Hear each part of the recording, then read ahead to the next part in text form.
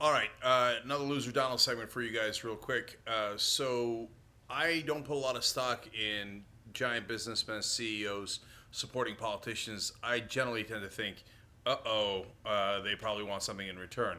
So, Hillary Clinton brags about having 11 out of the Fortune 100 CEOs back her. I'm not at all impressed by that. One, it's not that big a number. Two, the bigger the number is, the more favors she's got to hand out.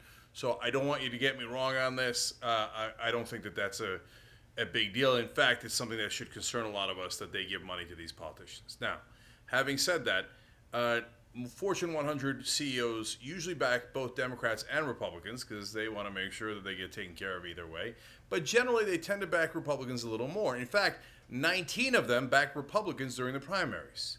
So 11 for Hillary, 19 for the Republicans. Now, there were a lot of Republicans. So of those 19, how many are backing Donald Trump right now in the general election? Zero. None of them. Not one Fortune 100 CEO is backing Donald Trump. Okay, now if you think it's because he's not corrupt,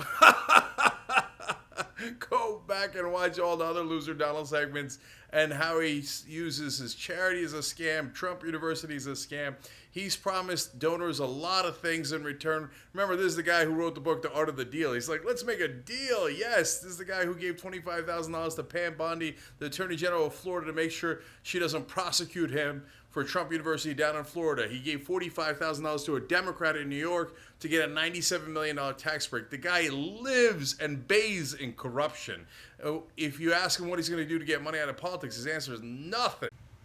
So it isn't that Donald Trump is somehow, holier than thou and is like, hey, no, CEOs, I will not do you favors. No. So there's two reasons why the CEOs are not giving him money. Number one, they know that he's an inept businessman. They know it a lot better than we do. That's why, like, the Mark Cubans of the world come out and go, no. This guy is not a real billionaire. This guy is not a real businessman. All he's ever done is bankrupted companies, especially in New York. They know that nobody will even give him a loan because all he ever does is go into bankruptcy, screw over his creditors.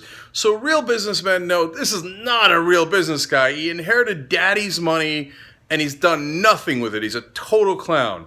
That's one of the reasons why none of them will back him. Okay. The second reason why they won't back him is because he endangers the entire global economy. I don't mean by not doing TPP. He probably would do that anyway. But he's threatening trade wars with China and Mexico over absurd, nonsensical stuff. You don't want to do the trade deals. Hey, as a progressive, given how these trade deals were structured, I'm super happy with that. That's not what I'm talking about here. Him saying, all right, we're going to stop the remittances to Mexico. We're going to, play around with China and make sure that they, do what we want them to do with their currency. All this could lead to trade wars. But much more importantly, when he says we might not pay our debts as the United States of America, because that's all he's ever done as a businessman. He's a one-trick pony.